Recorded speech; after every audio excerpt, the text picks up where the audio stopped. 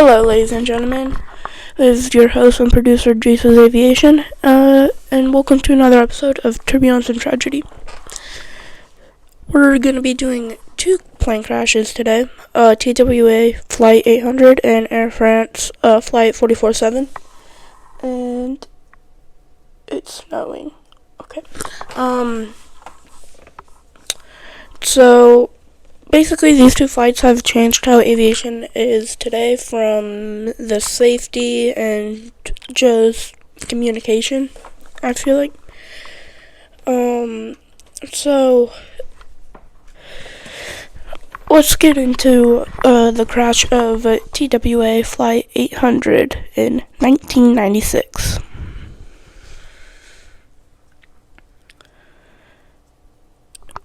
TWA Flight 800 was a Boeing 747. It was en route from JFK Airport in New York to Paris when it exploded midair, killing all 230 passengers and crew on board. The explosion occurred just 12 minutes after takeoff over the Atlantic Ocean. The National Transportation Safety Board, NTSB for short, found the crash was caused by a spark in the center fuel tank, which ignited the vapors from the tank. The spark was likely caused by a short circuit in the wiring. While there were numerous conspiracy theories surrounding the cause of the explosion, the NTSB thoroughly investigations pointed to a catastrophic failure due to a faulty wing and design flaws. So guys, I am using an AI generated outline, but I do have multiple articles pulled up about the crashes. So TWA had this crash had an impact on aviation from improved fuel tank designs and fuel tank systems. So, following the tragedy, the aviation industry made significant changes to prevent fuel tank explosions. The FAA introduced new regulations, including the better insulation and wiring for fuel tanks.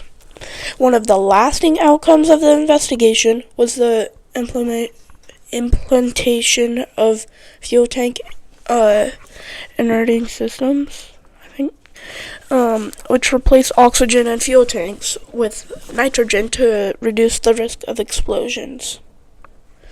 So, I have ChatGPT giving me the outline, and then I have Wikipedia for the articles. So yeah, it was a scheduled international passenger flight from JFK in New York to Charles de Gaulle Airport in Paris. Sorry if I butchered that. In July 17th, 1996. An approximate 12 minutes after takeoff, the 747 severing the flight explosion and crashed into the Atlantic Ocean near East Moriches, New York. All 230 people on board died in the crash. It's the third deadliest aviation incident in U.S. history. Accident investigators from the NTSB traveled to the scene, arriving the following morning. The 4-year NTSB investigation concluded with the approval of the aircraft accident report on August 23rd, 2000. That ended the most extensive, complex, and costly air disaster investigation in U.S. history up to that time. The report's conclusion was that the problem cause of the accident wasn't the explosion of flammable fuel vapors in the center fuel tank, although it could not be determined with certainty. The likely ignition source was a short circuit. The FQIS on Flight 800 is known to have been malfunctioning. the captain remarked about crazy readings from the system about 2 minutes and 30 seconds before the aircraft exploded. As a result of the investigation, new requirements were developed for the aircraft to prevent future tank explosions.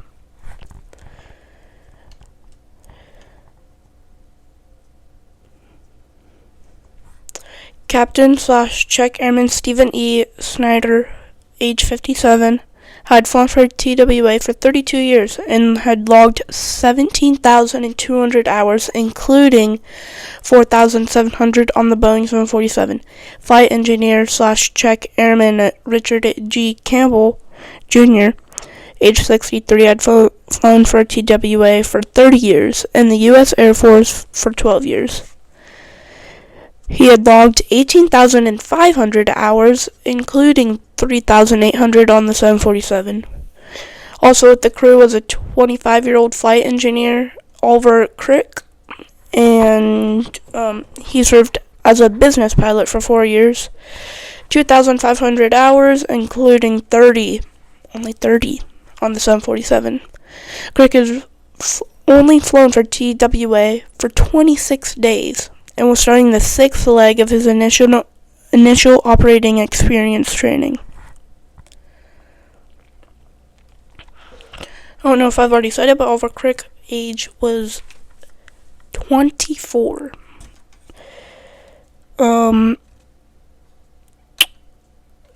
So that's what the final report has given, but TWA press release gives the age 25. He turned 25 3 days before the crash. It's pretty crazy.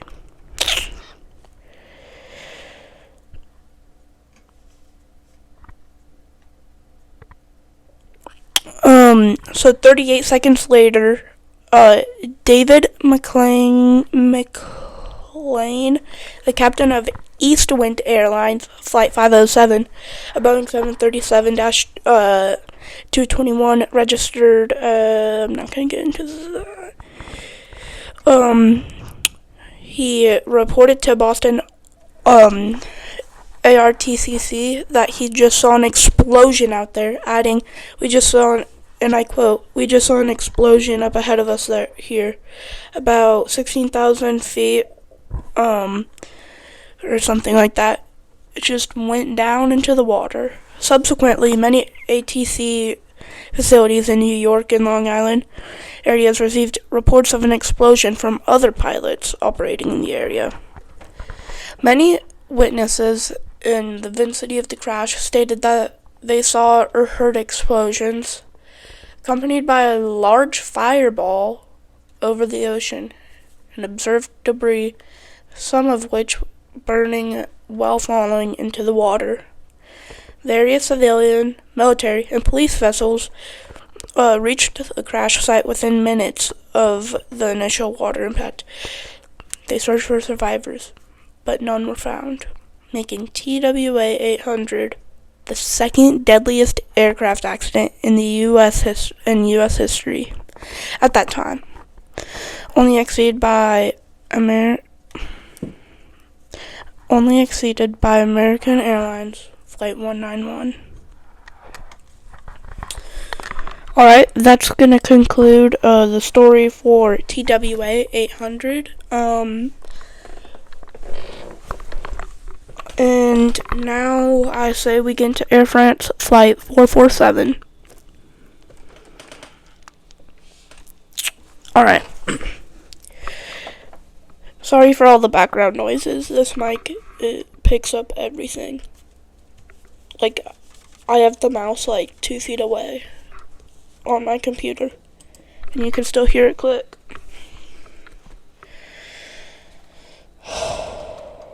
So, a little overview of Flight 447. Air France Flight 447 was an Airbus A330 crashed into the Atlantic Ocean while flying from Rio de Janeiro to Paris, killing all 228 passengers and crew members. The flight disappeared from radar and was later found to have crashed into the ocean after having been an unusually prolonged stall. The crash was primarily caused by a combination of faulty airspeed sensors of the pitot tubes, which became obstructed by ice crystals, leading to the pilots receiving unreliable speed readings. As a result, the autopilot disconnected and the pilots failed to respond appropriately to the stall. The investigation revealed shortcomings in pilot training and cockpit automation and communication. So this also had an impact on aviation. Improved pilot training. It was one of the key takeaways from the investigation was the need for better training in high altitude stall recovery. It also had an impact on the cockpit automation reforms. The crash highlighted how reliance on automation can be dangerous, particularly in emergencies. It also improved the sensors and systems. The incident led to advancements in sensor technology and greater scrutiny in automated flight systems to ensure they provide more accurate data to pilots. So I think that this is how the pitot tube heat setting on the plane, in the cockpit there's pitot tube heat and stuff. I think this crash kind of helped create that. So let's head over to there. AF 447 Air France Flight 447 was a scheduled international passenger flight from I already got into this. This incident occurred on the 1st of June 2009. Inconsistent airspeed indications and miscommunication led to the pilots inadvertently stalling the A330. They failed to recover the plane from the stall, and the plane crashed into the mid-Atlantic Ocean at 2:14 UTC, killing all 228 passengers and crew on board. The Brazilian Navy recovered the first major wreckages and found 2 bodies from the sea within 5 days of the accident. But the investigation by Francis Bureau of Inquiry and analysts from the Civil Aviation Safety was initially hampered because the aircraft's flight recorders were not recovered from the ocean floor until May of 2011, nearly 2 years after the accident. The BEA's final report released at a press conference on the 5th of July 2012 concluded that the aircraft suffered temporary inconsistencies between airspeed measurements, likely resulting from the ice crystals obstructing the aircraft's pitot tubes, which caused the autopilot to disconnect. Sadly, the crew reacted incorrectly to this, causing the aircraft to enter aerodynamic stall, which the pilots failed to correct, which has basically now made it a requirement training in pilot training high altitude stall recovery.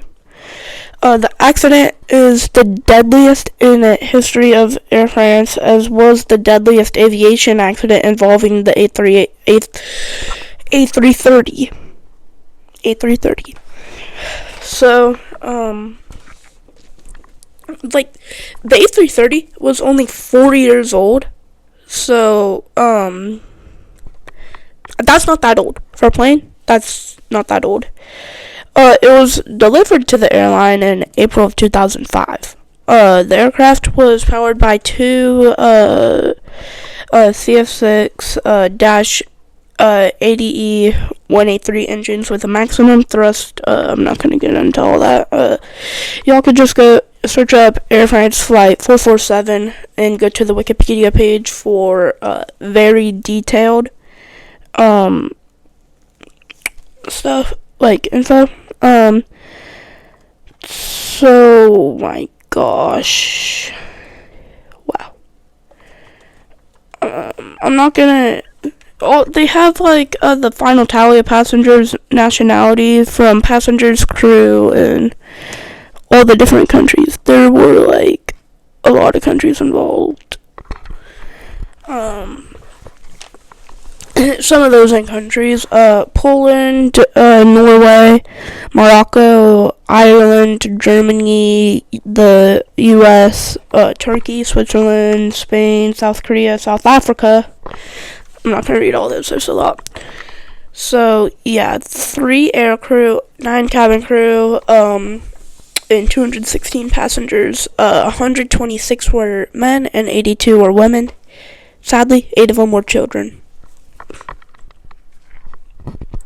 The pilot in command, 58-year-old Captain Marc Dubois, had joined Air France in February of 1988 from the rival French domestic carrier Air Inter, which later merged into Air France.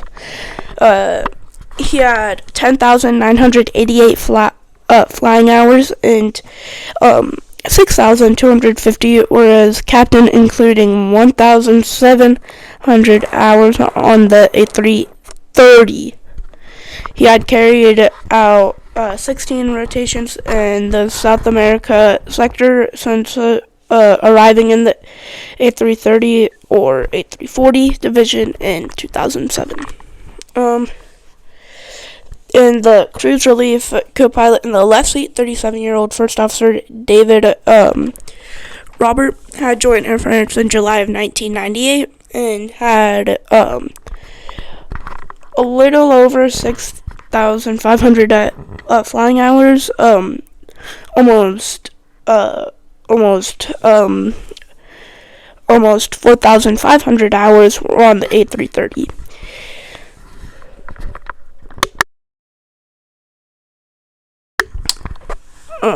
The co-pilot in the right seat, 32-year-old First Officer Pierre Cedric Bonin. He was the PF, so the pilot flying. He had joined Air France in October of 2003. He had almost 3,000 flight hours. Almost 807 hours were on the A330. Oh my gosh, I'm doing it, guys. I'm not saying A380, it's A330. He had carried out 5 rotations in the South America sector since arriving in the A330, A340 division in 2008. His wife, Isabel, a physics teacher, was also on board. Of the 12 crew members, including air crew and cabin crew, 11 were French and 1 was Brazilian. Some of the notable passengers were Prince Pedro Luis of Orleans Braganza, third in succession to the abolished throne of Brazil, and grandnephew of Grand Duke Jean of Luxembourg. He had dual Brazilian Belgian citizenship, and he was returning home to Luxembourg from a visit to his relatives in Rio de Janeiro. I'm sorry if I butcher this. Guillaume Batista Lenzi, member of the Regional Council of Trentino Alto Adige. Doesn't get much info on he or she. Silvio Barbado, composer and former conductor of the symphony orchestras of Claudio Centro National Theatre in Brasilia in the Rio de Janeiro Municipal Theater. He was en route to Kyiv for engagements there. There's a few more. And yeah, Isabella Marino, Furtado Kessler, she's on there too. So, yeah, the aircraft departed on the 31st of May 2009 at 1929. So, y'all could do the math, just subtract 12 from that. Standard time. So, with a scheduled arrival at Paris Charles de Gaulle Airport at 11:03 Central European Summertime. So 9:03 UTC. The following day, estimated flight time of 10:34. Don't know what that's about. A voice contact with the aircraft was lost around 1:35 UTC, 3 hours and 6 minutes after departure. The last message reported that the aircraft had passed waypoint INTOL. So yeah, it gives coordinate located 565 kilometers, or 305 nautical miles, of Natal on Brazil's northeastern coast. The aircraft left Brazilian Atlantic radar surveillance at 1:49 UTC. It entered a communication dead zone. If you don't know what a communication dead zone is, basically just a zone over like the middle of the ocean, basically, where like ATC and plane radio waves are not long enough to reach each other, so there's no communication there unless, say, there's like another plane flying in that dead zone. Say, like, you could just be like, oh, like, I think you could talk to them if you're on the same channel. You most likely will be. And so, yeah, basically the communication dead zone is just what it sounds like. It's a dead zone where you can't communicate.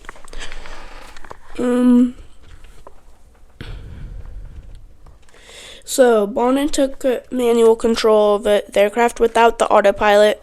Turbulence caused the aircraft to start to roll to the right. Bonin reacted by deflecting his side stick to the left. One consequence of the change to the ALT2 was increased in the aircraft's sensitivity to roll. So basically, it was just really sensitive to major inputs. So if you took it fully to the right or left, it basically do a barrel roll.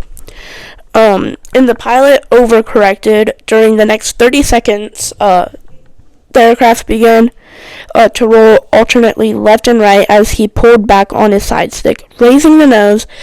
The action was unnecessary and excessive under the circumstances. The aircraft's stall warning briefly sounded twice because of the AOA, angle of attack. Tolerance was exceeded.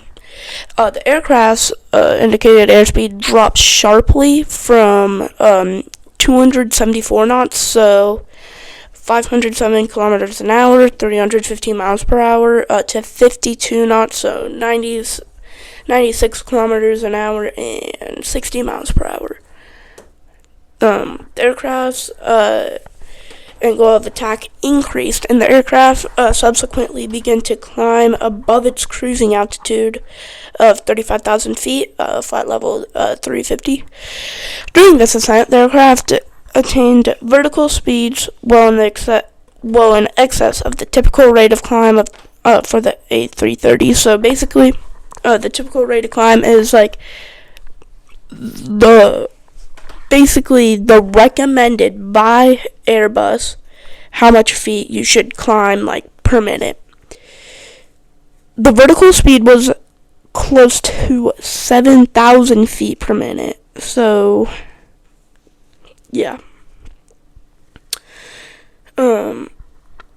and that occurred as Bonin brought the rolling movements under control. So, well, guys, I just want to say thank you. That this is an emotional topic, so I'm gonna end it here.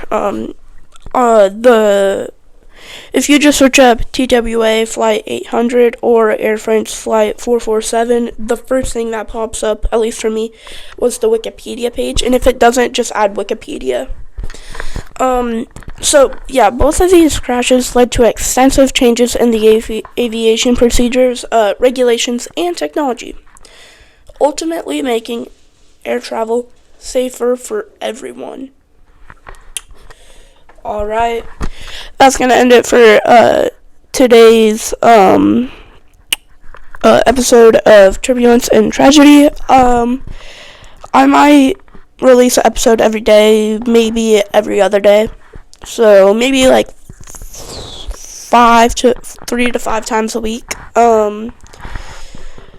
And so, yeah, guys, thank you for watching. I am your host and producer, Jason's Aviation, and hope you have a lovely rest of your day. Bye.